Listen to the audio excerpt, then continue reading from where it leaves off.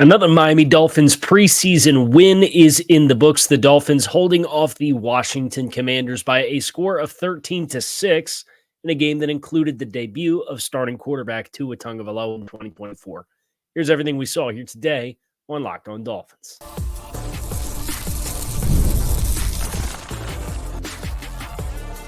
You are Locked On Dolphins, your daily Miami Dolphins podcast, part of the Locked On Podcast Network. Your team every day.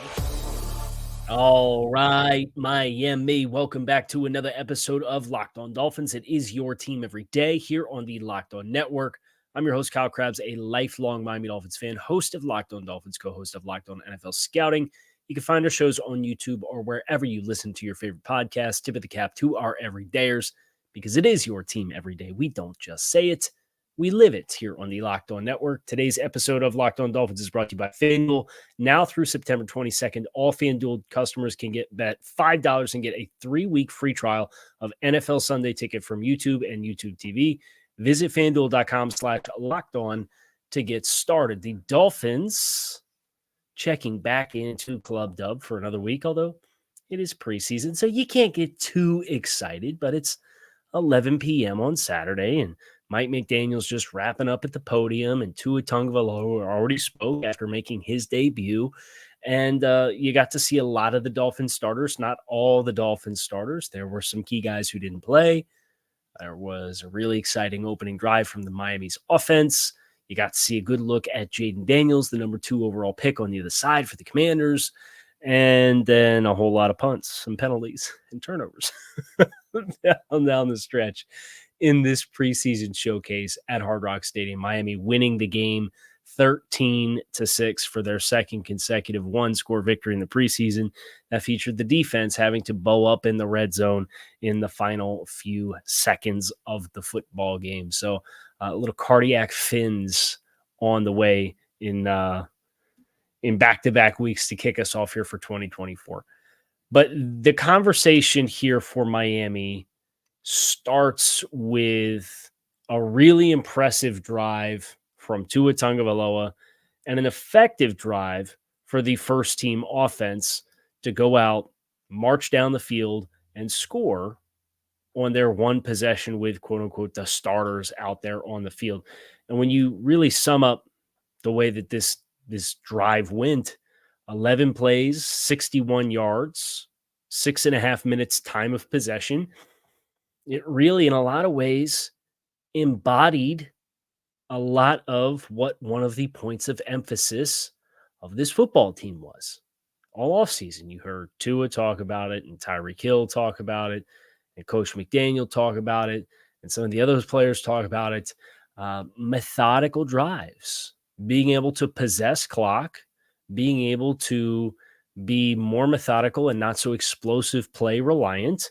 Here's the yards gained for Miami on this possession. 16 yards on their staple play called Watson, which is the RPO glance flat wheel. He hits River Craycraft. Tua Tagovailoa does. Then 5-yard gain, a 4-yard gain, a no-yard run on 3rd and 1 up the middle. They go for it on 4th down. They run up the middle, and they convert on 4th and 1. Get good push for 2 yards. Raheem Mostert converts. 9 yards, 3 yards, no yards, 8 yards, 1 yard, 4th and 1, 13-yard touchdown pass from Tua Tagovailoa to River Craycraft that may as well have been a 13-yard handoff. So you didn't have a single 20-yard play in 11. You had multiple opportunities to run between the tackles and convert in short yardage situations. You went for it twice on 4th down after not converting either one of those 3rd and 1 or 3rd and 2s, but you run for a 4th and 1 between the tackles. NFL Plus just dropped their NFL Pro feature, which is what's the most family-friendly way to put this?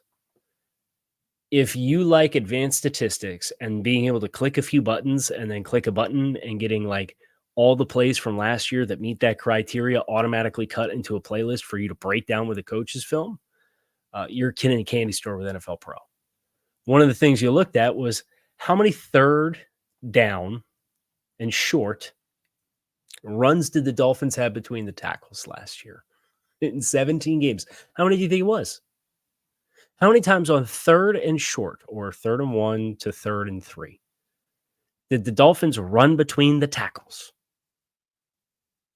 7. 7. They had a 3rd and 1. They ran between the tackles. They had a 4th and 1. They ran between the tackles and converted. They had another 3rd and 2, and they ran for 1 yard between the tackles. You need those reps. I applaud them collecting those reps now, regardless of whether Teron Armstead and Aaron Brewer are out there or not. So, Tua Tagovailoa on the play, on this possession, you start with their bread and butter play, and Mike McDaniel jokes when he's interviewed by Mike Cugno at halftime. It's the same staple play that we started the first preseason game last year against Houston with, and Tua completed it instead of throwing an interception like he did last year against Houston. So that's good progress. But they also have a rollout where he has to drop the ball underneath to Julian Hill with a free runner coming off the edge that he's responsible for. And he stops and he's rolling to his right. So he's got to stop and open his shoulders back up again and throw sidearm. Jeez. My own throw radius here hitting the mic. Sorry. Throw sidearm around the free running defender and gets it down to Julian Hill, who then runs over the corner for an 8-yard gain. Nice catch and run opportunity for him.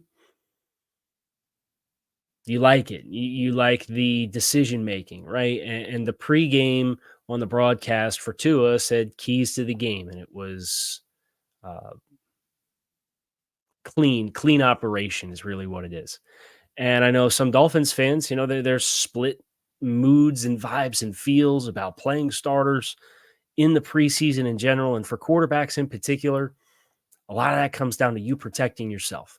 And I think that's one of the things, not just with physically protecting yourself, but from an decision-making and an understanding of protections perspective. Understanding where your liabilities are, understanding when you have free runners, understanding when you need to make a snap decision, understanding when to make good judgment with the football to concede a play. Everything was really decisive. And that's the big takeaway from the game. And the confidence in this player that we've seen since the Dolphins kind of put to bed the contract storyline, the confidence that he has exuded itself with this performance on an opening drive in which he goes 5 of 5 for, let me make sure I get the numbers right, 5 of 5 for 51 yards and a touchdown. And take that all day long. Now, what it looked like afterwards, and Mike McDaniel said when they got to the 4th and 1 down in the red zone, he was prepared to run the ball on that play, but he knew it was probably going to be to his last play regardless, and it was a 4th down. So he said, why don't we give him a chance to make a play? Well, he made a play. River Craycraft made a great play on that ball, getting 2 feet down, going to the ground. We'll talk a little bit more about River Craycraft as well as some other performers from this game that we don't necessarily have the injury updates on, but there are injury storylines that we'll have to get into a little later in the show. But where I want to go next is some more of the roster battles, whether that's the QB2 competition, whether that's guys trying to make the roster as a whole. There's a lot of stuff to dive into and digest from Miami's 13-6 victory over the Washington Commanders. Washington, 5 more first downs in this game than Miami had, 17-12. They go 5 of 18, Washington does, on 3rd down. They're 6 of 20 overall if you include 4th down. They average 4.6 yards per play, 340 total yards. They ran 74 plays. That was 12 more plays than Miami ran. Miami also averaged 4.6 yards per play. Jeff Driscoll with the big explosive play for Washington with a 41-yard run. We'll get into a lot of what else there is to come away from this game with. That's next here on this post-game episode of Locked On Dolphins. So stick with us. Today's episode of Locked On Dolphins is sponsored by BetterHelp. What are your self-care non-negotiables? Maybe you never skip leg day or therapy day. When your schedule's packed with kids' activities and big work projects and more, it's easy to let your priorities slip. Even when you know what makes you happy, it's hard to make time for everything. But when you feel like you have no time for yourself, non-negotiables like therapy are more important than ever. If you're thinking of starting therapy, give BetterHelp a try. It's entirely online, designed to be convenient, flexible, and suited to your schedule. Just fill out a brief questionnaire to get matched with a licensed therapist and switch therapists at any time for no additional charge. Never skip therapy day with BetterHelp. Visit betterhelp.com/lockedon today to get 10% off your first month. That's BetterHelp, HELP.com/lockedon. So we did not see in this game Tyreek Hill, Jalen Waddle, Odell Beckham, River Craycraft. We also didn't see Anthony Schwartz. River Craycraft plays, scores a touchdown, leaves with some kind of injury, did not return to the sideline after the game. That doesn't seem great. We will see. Mike McDaniel said he was not made aware of any significant injuries throughout the course of the game, but that doesn't mean that there isn't one. It's just not one that the communication throughout the flow of the game had got back to him by the time he got up on the podium on Saturday night. Which leaves Eric Ezukama, Braxton Berrios, Malik Washington, Willie Snead, Braylon Sanders, Jaquan Burton, Kyrick McGowan, and Mike Harley as receivers that got run for the Dolphins throughout the course of this football game. And boy, oh boy, did Eric Ezukama need a day like today. Ezukama finishes with 5 receptions for 65 yards on 7 targets. He also had a rush for 6 yards with an attempted end around. Had to create something out of nothing where he doubles back against the grain twice. Ezukama caught the ball vertically down the field, stacking, catching a beautiful ball from Mike White, one of the better white balls I've seen Mike White throw all in the calendar year of 2024, between all the practices and the 2 preseason games now. He caught a ball over the middle of the field for a nice conversion and a fresh set of downs for another chunk gain. He had a number of chunk gains. In a wide receiver room where we've kind of looked at, okay, behind the top 2 and Odell, who we know is going to have a prominent role when he's activated from the PUP and on the roster and ready to go, the same guys who are the most prominent opportunity takers right now are River Craycraft and Braxton Berrios, who were the same 2 guys that you tried to replace this offseason. And I think Rivers had a great camp. Rivers had a great preseason. I hope the injury is nothing. But for Eric Ezukama, who looked like he was going to be a thing, and then he went off the radar all year last year with the injury, with whatever it was that was a regression from something from his college career, and then a quiet start, and he's not practicing. This is the kind of performance that reminds you why this team invested a top 150 pick in this player in 2022. He's played in 3 games in 2 years for the Dolphins. You need stuff like this. You need splash plays. And he got him. And it was a great sign for him to show some life, because between Waddle and Beckham and Hill and Craycraft, and they brought back Berrios, and he's a bubble player for me. I think he's behind Craycraft for sure, but that's 5. Then you have Malik Washington as a really promising player. That's 6. Ezukama's 7. I don't think you're carrying 7 guys. So how do you break that down? I don't have an easy answer. But for Ezukama, at least we're going to put up a fight now, because he played very good football. So did Cam Smith. Cam Smith, another one of those guys that got banged up in this game, came limping off with a hamstring. Sounded like he had his hamstring iced up. which is a bummer. It's a big bummer. But nevertheless, he had a rough start, and you're like, man, here we go. He missed a tackle against Terry McLaurin on one of the early drives that gave up an explosive play for Washington, put them down in scoring territory. They would miss the field goal. Then Miami would go down the field and score their touchdown. So that was kind of the opening sequence. And Cam Smith on a 3rd and short had a diving tackle attempt where he took a kind of a flat angle or a too sharp of an angle, not tight enough to the sideline, and McLaurin gets out of it and slips up the field. And then they come out the next possession, and they're running the ball to Cam Smith's side, and he's getting stuck on receivers for blocks and not being able to get off and support the run. And that was really, for me, it's like, man, I know you got the dog in you, and you're not showing it right now. So what's going on here?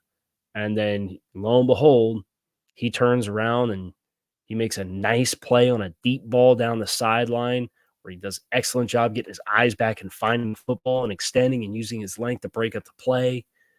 Then he has an opportunity where they run a bubble and he gets off the block on the perimeter and helps make a tackle. And his name popped up after the first 2 possessions for me in my notebooks 4 times for positive reps.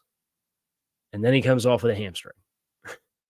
Now, hopefully, if this is another hamstring regression between Fuller and Ramsey, we didn't see Ramsey at all, and Kohu, and Ethan Bonner's kind of in that conversation. Saron Neal has had a nice camp. Saron Neal had an excellent recovery on a double move to break up a pass in the end zone to prevent a touchdown. I think that was just before the half. Hopefully he got enough guys where if Cam Smith needs to miss the start of the season for a hamstring, and it might be nothing, we don't know right now. But if he has to miss any time, I think you have enough bodies there that you can feel good about. But like Cam Smith, we just got done saying he needs reps. I just tweeted that out. Ezukama and Cam Smith, last 2 weeks of training camp, they need reps. Cam Smith didn't play at all last year except for a handful of special teams reps and like 3 defensive snaps. And you kind of start slow, and then you get into the flow of it, and your confidence is brimming, and you're making plays, and now you're off again. I hope it's not for an extended period of time. Patrick McMorris, after a really dynamic preseason debut, had a fumble recovery courtesy of a forced fumble from fellow rookie safety Jordan Colbert.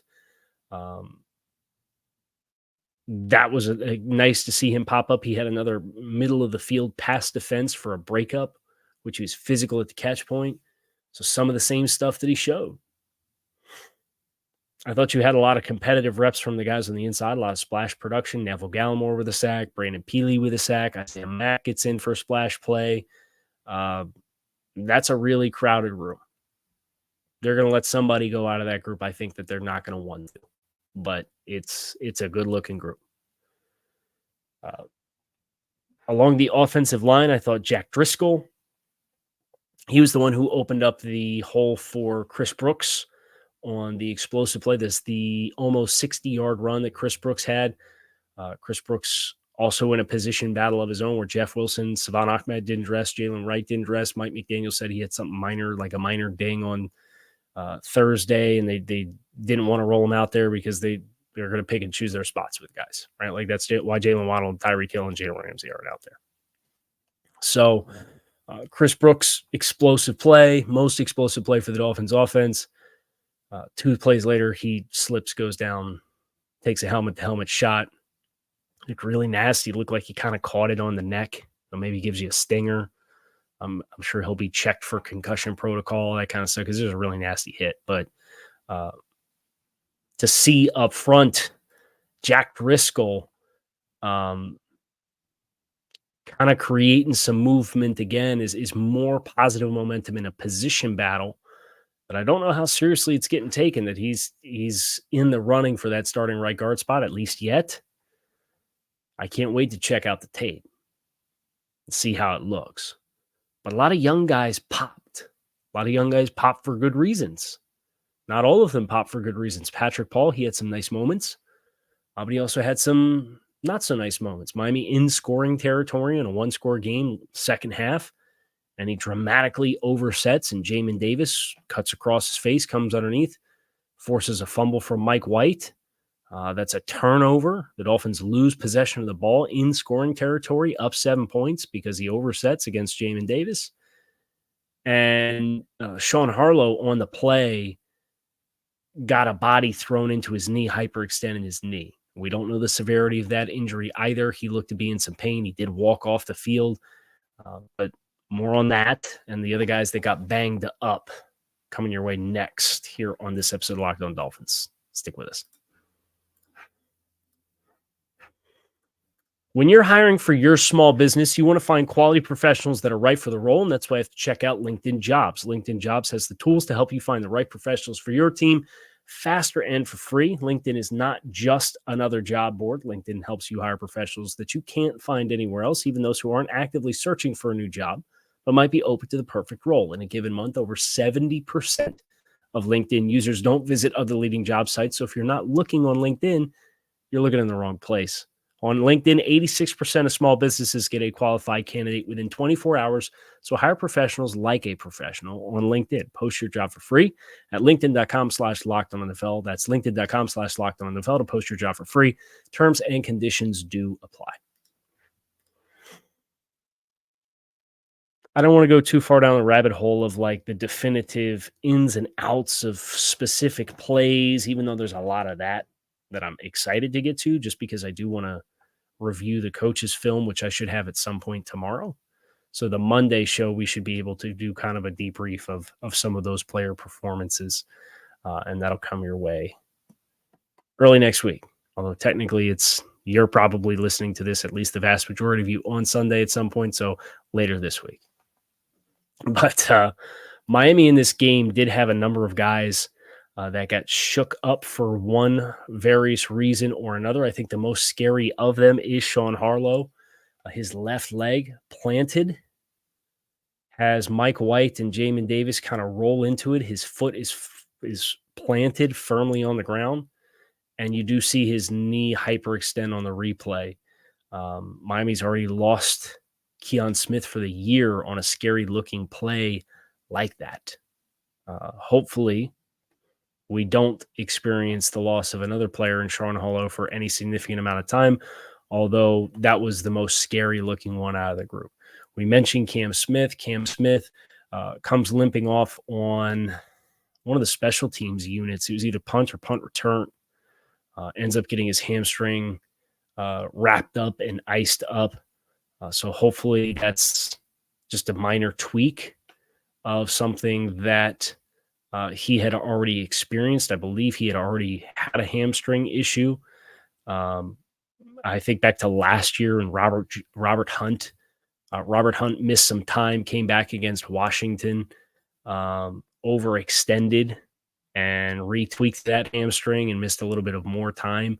So that's one of those things where that might be a week-to-week type of situation, as Mike McDaniel would phrase it. That's totally speculative on my part. It might be nothing. It might have been more cramps than anything else.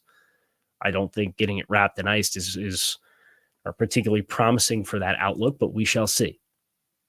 River Craycraft goes off not to be seen on the sideline again for the remainder of the game. That's the thing that has me the most speculative about that one, because that was something he dealt with a shoulder injury last year too.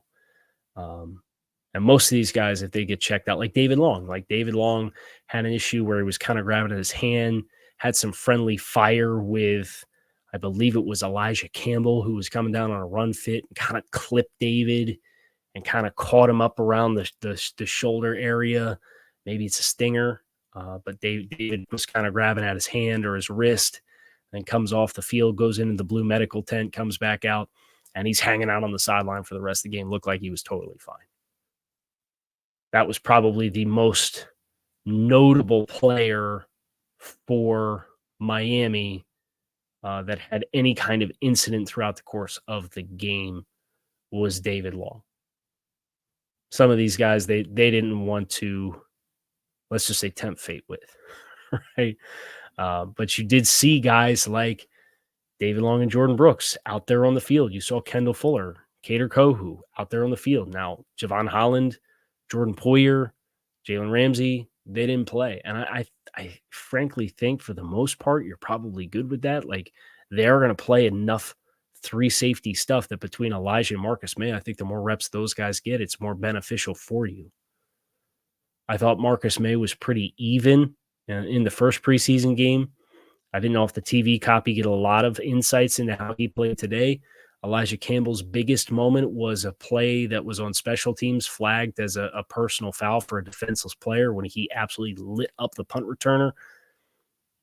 Bit of a soft call, in my opinion. Although I'm a well-established fan of Elijah Campbell's football player. He could play on my team any day of the week. So maybe that's jading me a little bit as well. The last thing I would leave you guys with is the QB2 watch. I thought Mike White kind of made a statement today, and he had some nice moments that were wiped off with mistakes from other players. Mike White finished this game 11 of 20 for 116 yards. He was sacked 3 times. Has to play without a running back. It looked like there was at least one of the sacks he took was a gaff by Jaquan Burton, who was an undrafted free agent wide receiver who played running back for almost the entire second half of the game once Brooks went down. And Tua Tagovailoa acknowledged that in the post-game press conference. He's like, look, they didn't really have a lot of jet protections that they were able to run, which is your 6-man protections with the back. Instead, it was a lot of 5-man protections and empty and quick game. And when you got to be confident in the guys you're throwing the ball to for spot and timing throws and quick game, and it's guys that aren't really out there a whole lot, that's a tough way to make a living. Mike White ends up being 11 of 20 for 116 yards. Skylar Thompson, 8 of 15 for 61. Skylar Thompson's big play was he ripped a shot up the far sideline to Devon Achane against cover 2 or some variation of flat and high safety coverage for a 26-yard gain from Achane. And then Skylar came back that very next play and tried to rip the same throw to Durham Smythe and missed him long. But Mike White, the 2 throws he had to Eric Ezukama that were chunk gains were really good. I thought Mike White, his first pass attempt, he stepped up and slid in the pocket and bought himself time and threw underneath to, I believe it was Jonnu Smith. Skylar bailed on every pocket he had, man.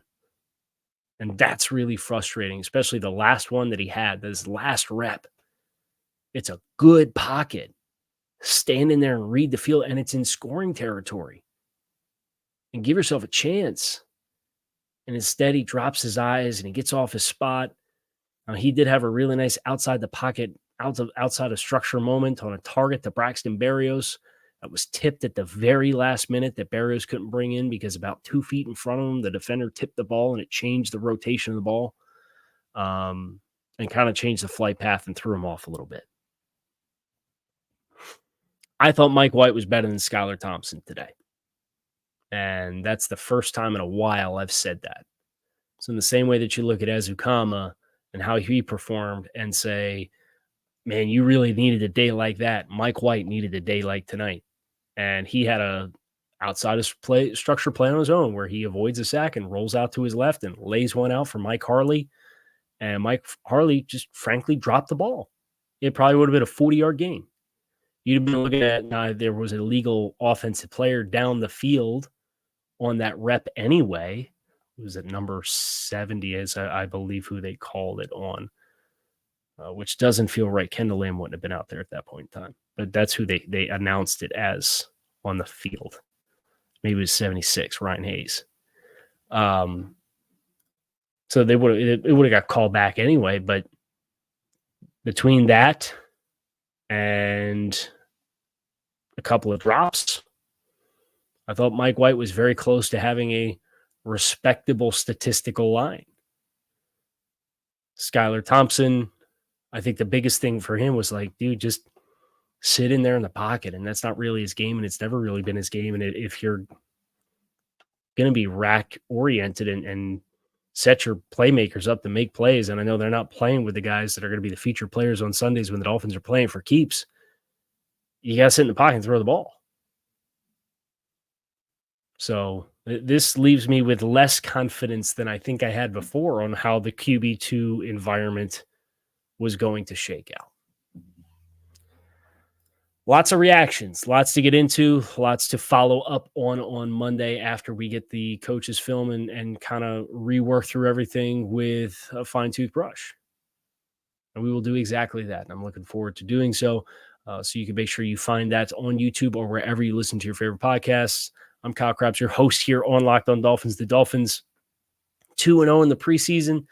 They have another contest next Friday night against the Tampa Bay Buccaneers to bring the preseason to a close before they have to cut to 53 players. It's getting here. It's right around the corner. So make sure you follow along and catch all of our shows on YouTube or wherever you listen to your favorite podcasts. I appreciate you guys for checking out the show. Go Fins.